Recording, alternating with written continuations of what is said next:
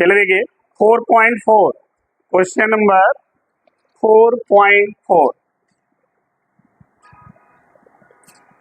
Question है व्योमस्थ खींचे क्षैतिज बिजली के तार में व्योमस्थ खींचे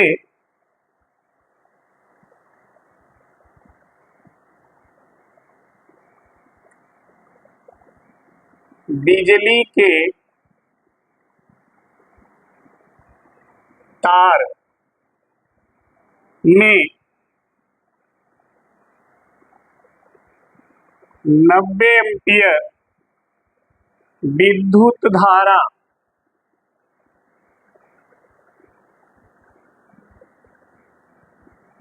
धारा पूरब से पश्चिम की ओर से पश्चिम की ओर प्रवाहित हो रही है। प्रवाहित हो रही है।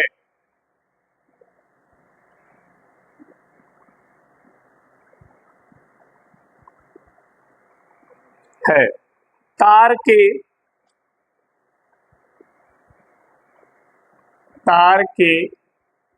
1.5 मीटर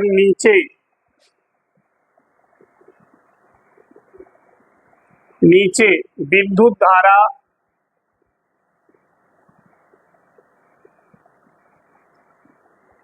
के कारण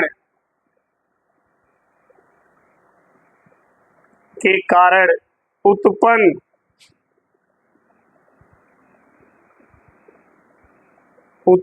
चुंबकीय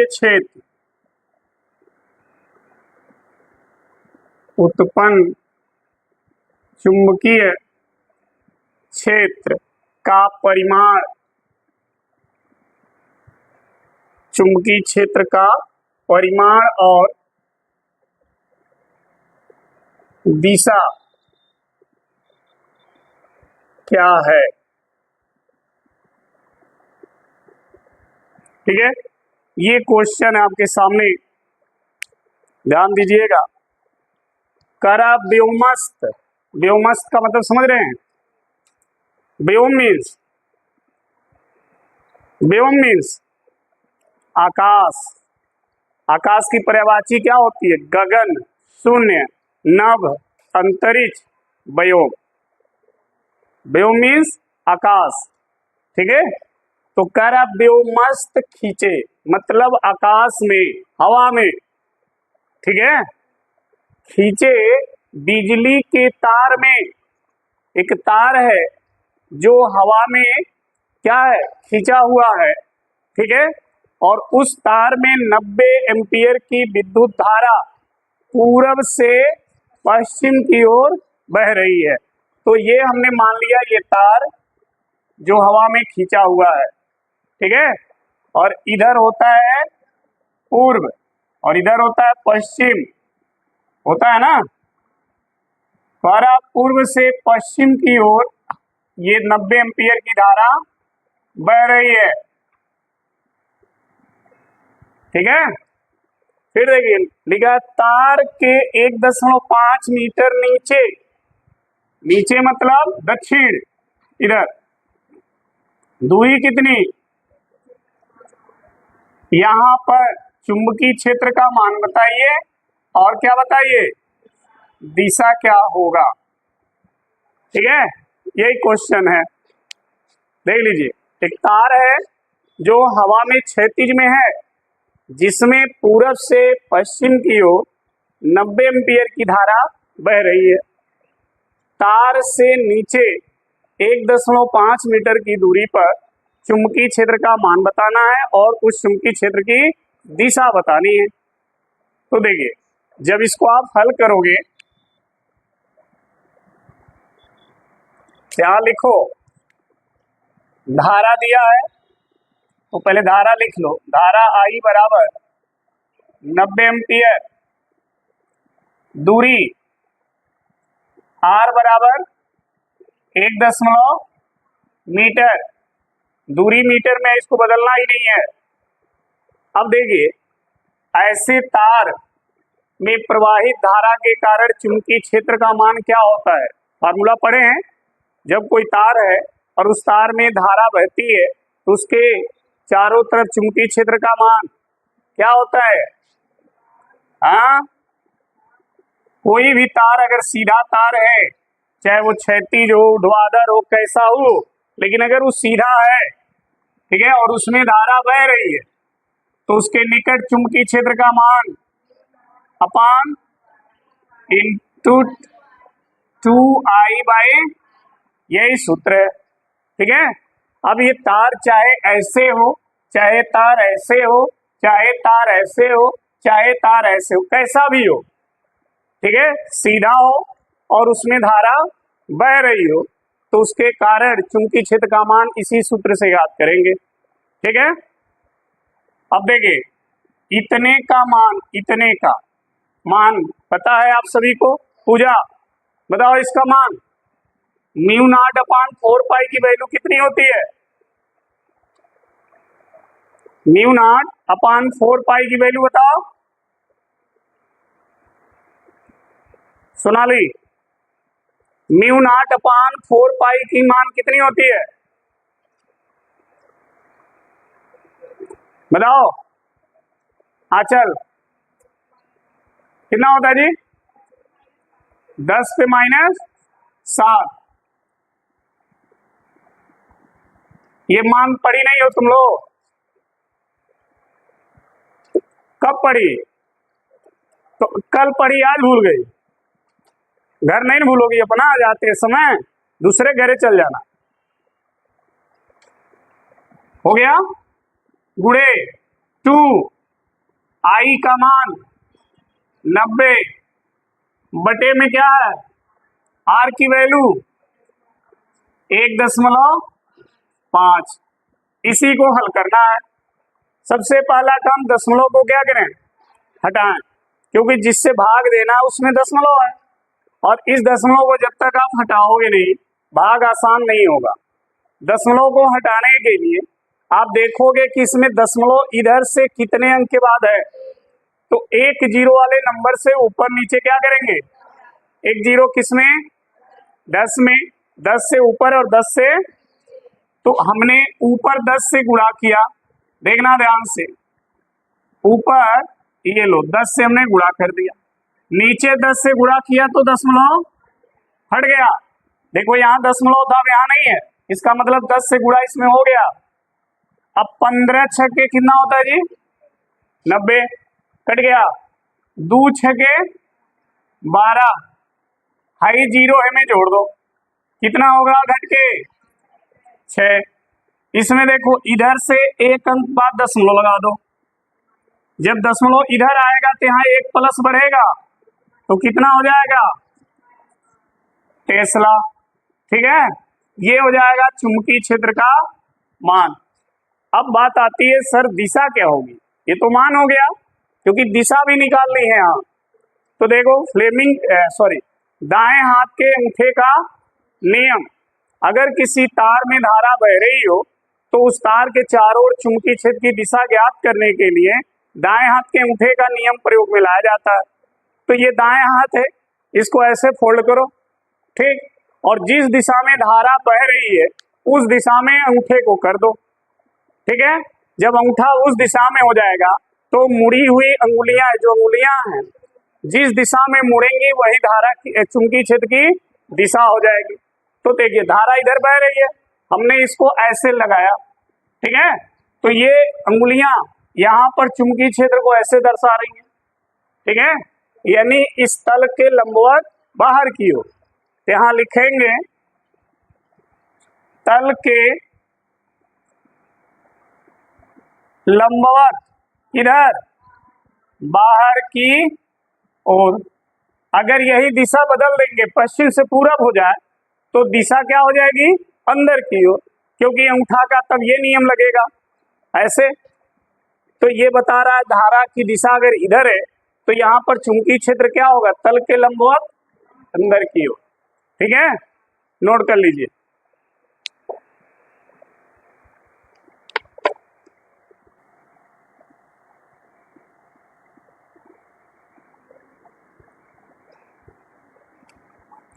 अब ये क्वेश्चन देखिए 4.5 क्वेश्चन कह रहा है एक तार जिसमें 8 एम्पियर विद्युत धारा प्रवाहित हो रही है, ठीक है, तार को 0.15 टेस्ला के एक समान चुंबकीय क्षेत्र में क्षेत्र से 30 अंश कोण बनाते हुए रखा है। सपोज करिए ये चुंबकीय क्षेत्र की दिशा है, ये जो है चुंबकीय क्षेत्र की दिशा है और इस चुंबकीय क्षेत्र में क्षेत्र की दिशा से 30 अंश का कोण बनाता हुआ ये तार रखा हुआ है और इस तार में जो धारा बह रही है वो कहां 8 एम्पियर ये धारा बह रही है। मान लीजिए धारा की दिशा ऐसे है, ऊपर से नीचे की तरफ ऐसे धारा बह रही है और धारा का मान है 8 एम्पियर, ठीक है। तो कह रहा है इस तार पे जो बल लगेगा उस बल का मान कितना होगा और बल की दिशा क्या होगी, ठीक है। तो देखिए जो दिया पहले उसको नोट करिए। धारा दी गई है इतना 8 एम्पियर, चुंबकीय क्षेत्र दिया गया है, चुंबकीय क्षेत्र B बराबर 0.15 टेस्ला और कोण दिया है थीटा 30 अंश और लंबाई दी गई है 1, ठीक है, एकांक लंबाई। एकांक लंबाई का मतलब L का मान 1, ठीक है, इतना दिया हुआ है। कह रहा है कि इस पर लगने वाला बल, आप सभी को पता है कि किसी चुंबकीय क्षेत्र में अगर कोई धारावाही चालक तार रखी जाती है तो उस तार पर एक बल कार्य करता है। उस बल का मान कितना होता है? F बराबर आई बी एल साइन। तो तार पर लगने वाला जो बल होगा, तार पर लगने वाला बल फॉर्मूला होता है आई बी एल साइन, ये फॉर्मूला है बल निकालने का। अब देखिए आई का मान 8, बी का मान, एल का मान साइन थीटा 30 और आपको पता है कि साइन 30 की वैल्यू होती है 1/2, तो इसका मान हो गया 1/2। तो देखिए 8 गुणे 0.15 इंटू 1 इंटू 1/, यही होगा। 2 से 8 कट जाएगा, 15 का गुणा 4 में करिए 60, 2 अंक के बाद दशमलव है, 2 अंक के बाद दशमलव गिन लीजिए, 1 2 दशमलव लगा दीजिए, हो गया। अब देखिए ये 1 है, ये भी 1 है, 1 गुणे 1 और इसका गुणा 1 में करेंगे तो क्या आएगा? यही आएगा न्यूटन, ठीक है। इतने न्यूटन का बल उस पर लगेगा। अब बात आती है सर बल की दिशा क्या होगी? तो देखिए फ्लेमिंग के बाएं हाथ का नियम, अगर कोई धारावाही तार चुंबकीय क्षेत्र में है तो उस तार पर लगने वाले बल की दिशा फ्लेमिंग के बाएं हाथ के नियम से ज्ञात किया जाता है। ये बायां हाथ है, ठीक है, जिसमें ये क्या होती है और ये बल की दिशा। तो इसको चुंबकीय क्षेत्र के दिशा में करिए और इसको धारा के दिशा में, तो बल किधर लग रहा है? लंबवत बाहर की ओर। तो लिख देंगे लंबवत,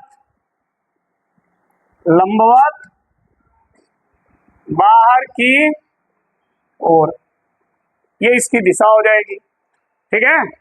नोट करिए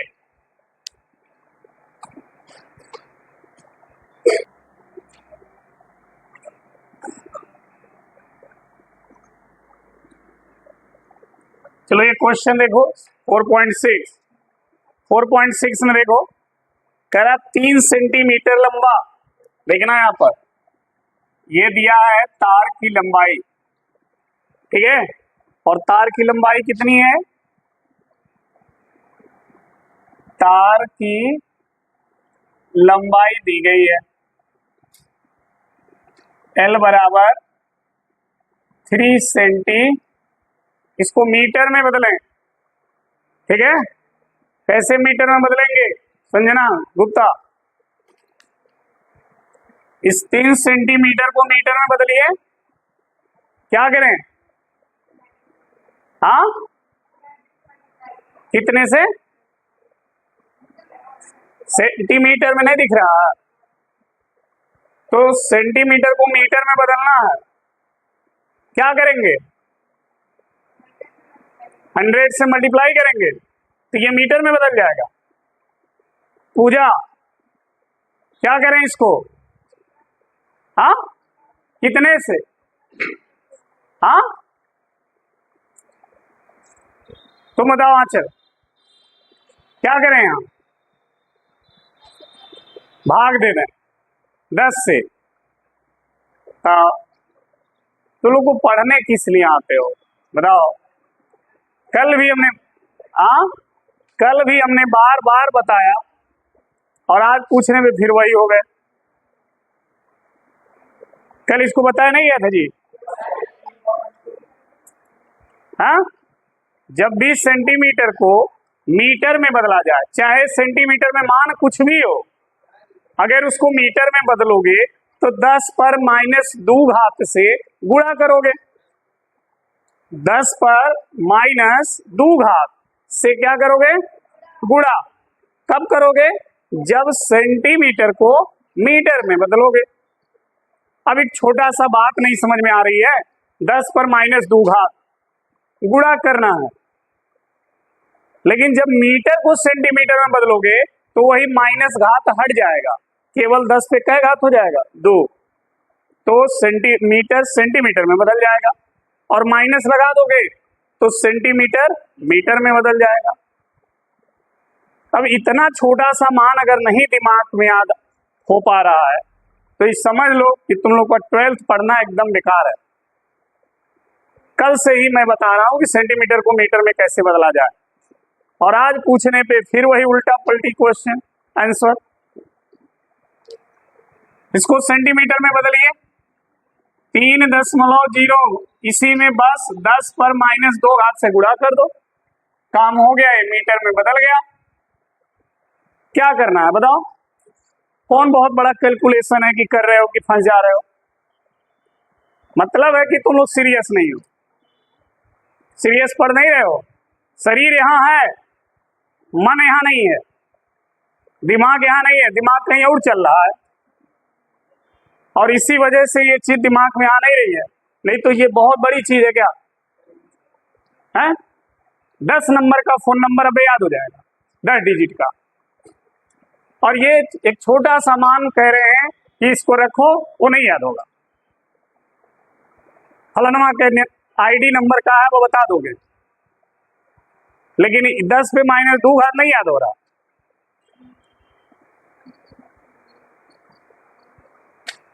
तो ये मीटर में बदल गया। अब आगे देखो, कह रहा है कि एक तार है जो इतना लंबा है, ठीक है, जिसमें इतना एम्पियर धारा बह रही है। धारा का भी मान देखो दे दिया है, 10 एम्पियर धारा है। धारा I बराबर 10 एम्पियर, ये धारा उस तार में बह रही है। कह रहा है उस तार को एक परिनालिका के भीतर उसके अक्ष के लंबवत रखा गया है। मतलब समझो ये एक परिनालिका है, ऐसे ही होता है ना, बोलो।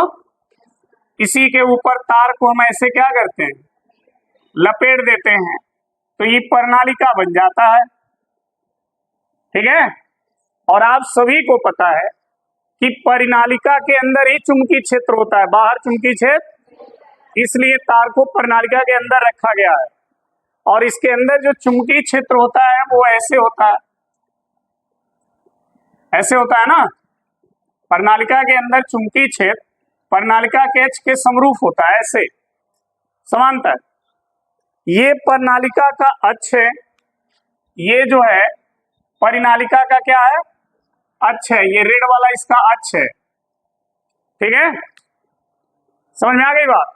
क्वेश्चन है कि इस तार को, जो 3 सेंटीमीटर का जो तार है, उस तार में इतनी एम्पीयर धारा बह रही है और उस तार को इसके अक्ष के लंबवत, यानी ऐसे ऐसे ये तार है जो 3 सेंटीमीटर का है, ऐसे रखा गया है उसको लंबवत।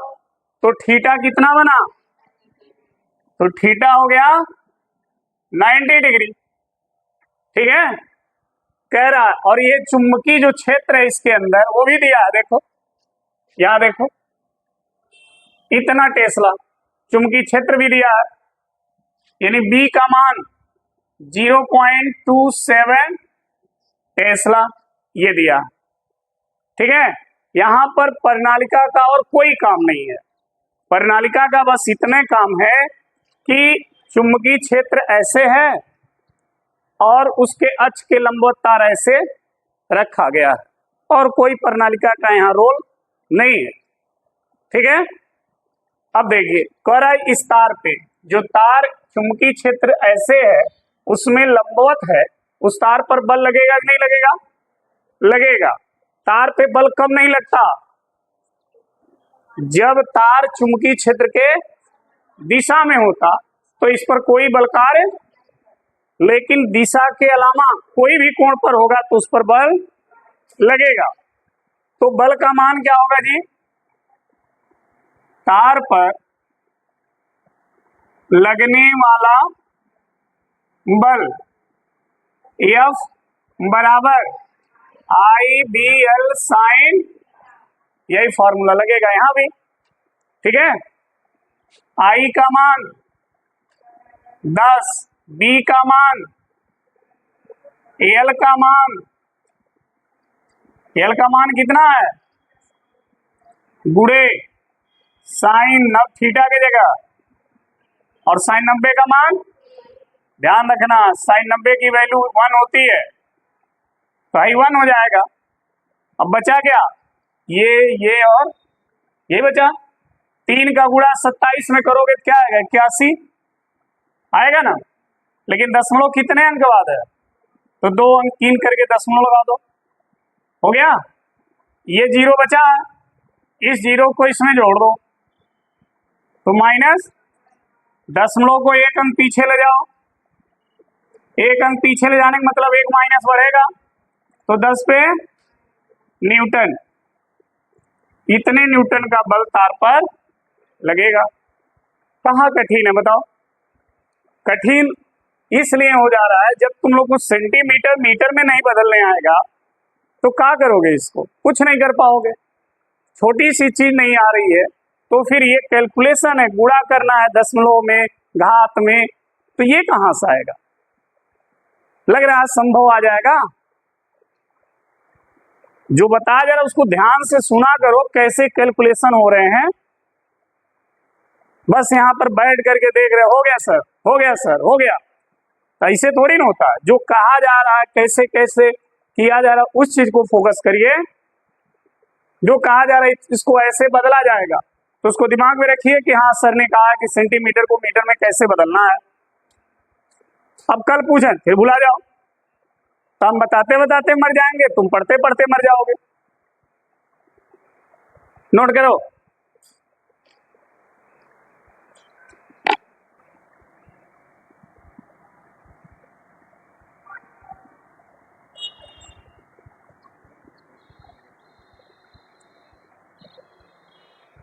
देखो इस क्वेश्चन को देखो, करा एक दूसरे से 4.0 सेंटीमीटर की दूरी पर रखे दो लंबे सीधे समांतर तारों ए एवं बी से क्रमशः 8 एम्पीयर एवं 5 एम्पीयर की विद्युत धारा एक दिशा में प्रवाहित हो रही है।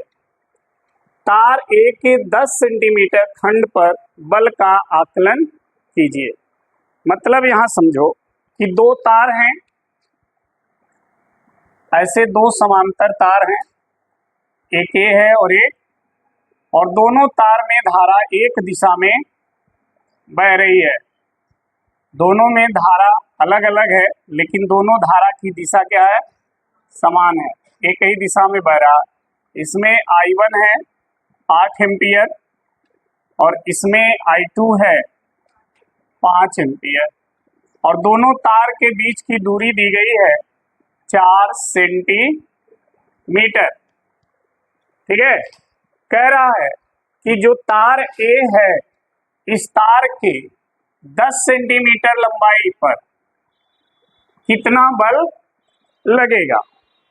ठीक है, तो पहले आप ध्यान रखें, जब दो समांतर तार हैं और दोनों में समान दिशा में धारा बह रही है, तो उन तारों के बीच एकांक लंबाई पर लगने वाला बल ज्ञात कर लीजिए।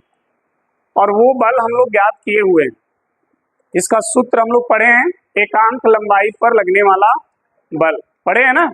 वो फार्मूला यहाँ लगाएंगे और फिर उस फार्मूले में जितनी लंबाई पर बल पूछ रहा है उस लंबाई से क्या करेंगे, गुणा कर देंगे, क्योंकि एकांक लंबाई पर बल का मान है वो, और 10 सेंटीमीटर लंबाई पे पूछ रहा है तो उसमें 10 से क्या करेंगे, गुणा कर देंगे। ठीक, अब देखो समझो इसको, I1 है 8 एम्पियर, ठीक, I2 है 5 एम्पियर, और दोनों के बीच की दूरी R है 4.0 सेंटीमीटर। सेंटीमीटर में है, मीटर में बदलो। संजना गुप्ता, सेंटीमीटर है, मीटर में बदलना है, क्या करें,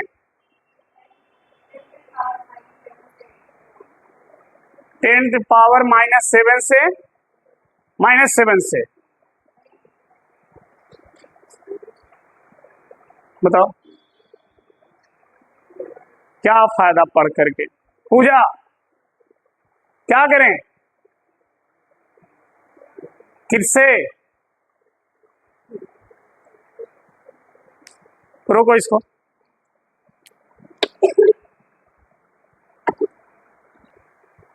तो इसको हम सेंटीमीटर को मीटर में बदलेंगे, और मीटर में बदलने के लिए हम क्या करेंगे, इसमें 10 पर -2 से गुणा कर देंगे और ये मीटर में बदल गया।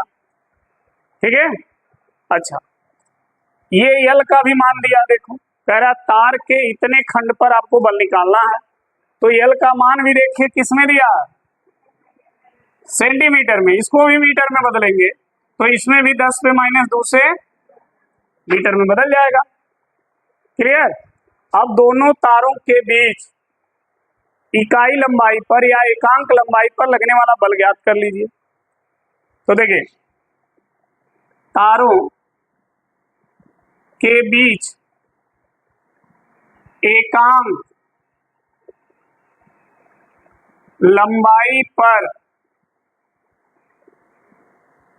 लगने वाला बल, एकांक लंबाई पे जो बल लगता है दोनों तारों के बीच, वो बल कितना है, μ0/4π2I1 बाई, यही सूत्र है, ये सूत्र है दो समांतर तारों के बीच एकांक लंबाई पर लगने वाले बल का सूत्र यही है। ठीक है, इसमें क्या करिए, सबके मान दिए हैं रख लीजिए, ठीक, और F का मान निकाल लीजिए, या तो ये करिए, या देखिए तार A के L बराबर 10 सेंटीमीटर लंबाई पर लगने वाला बल, ठीक है, वो हो गया F डैश, और उसका मान होगा F × L। देखो एकांक लंबाई पर इतना बल लग रहा, तो 10 सेंटीमीटर की लंबाई पर कितना बल लगेगा, तो उस बल में L से क्या करेंगे, गुणा कर देंगे। भाई एक लंबाई पर 2 न्यूटन का बल लग रहा है, तो 10 सेंटीमीटर की लंबाई पर 10 × 2 होगा कि नहीं होगा। एक लंबाई पर अगर 2 न्यूटन बल है, मान लो इसका मान आ रहा है 2 न्यूटन, ठीक, और ये बल कितनी लंबाई पे आ रहा है, एकांक लंबाई पे हमें जो बल निकालना है वो कितनी लंबाई पे, 10 सेंटीमीटर की लंबाई पे निकालना है। तो अगर 1 सेंटीमीटर की लंबाई पर इतना बल है तो 10 सेंटीमीटर की लंबाई पे 10 से क्या करेंगे, गुणा कर देंगे। सही है ना। तो एकांक लंबाई पर F न्यूटन इतना बल, तो L बराबर 10 सेंटीमीटर की लंबाई पर तो F गुणे L। क्लियर। अब देखो F का मान ये है, रख दो mu naught upon 4 pi 2 I1 I2 by into L, और L का मान सेंटीमीटर में है और सेंटीमीटर को हमने मीटर में बदला है, तो क्या होगा 10 गुणे 10 पे माइनस। अब इसी को हल कर देना, आंसर आ जाएगा। देखो म्यू नॉट अपान 4 पाई का मान होता है 10 पे माइनस 7 गुणे 2 I1 8 I2 5 गुणे 10 गुणे बटे में है, और R का मान देख लो यहाँ 4 गुणे 10 पे माइनस, यही है ना। अब इसी को हल कर दो। देखो 10 पे माइनस 2 से 10 पे माइनस 2 कट गया, 4 दूना 8 हो गया। अब देखना ध्यान से, 2 दूना 4 पचे 20 गुणे 10 गुणे कितना हो गया, यही हुआ ना। अब देखो कई जीरो है यहाँ, दोनों जीरो में जोड़ दो और 2 का 1 में गुणा करोगे तो कितना आएगा 2, और है दोनों जीरो जोड़ दो, इसमें कितना आएगा, इतना न्यूटन बल लगेगा। ठीक है, यही आंसर हो जाएगा। क्लियर, नोट करो।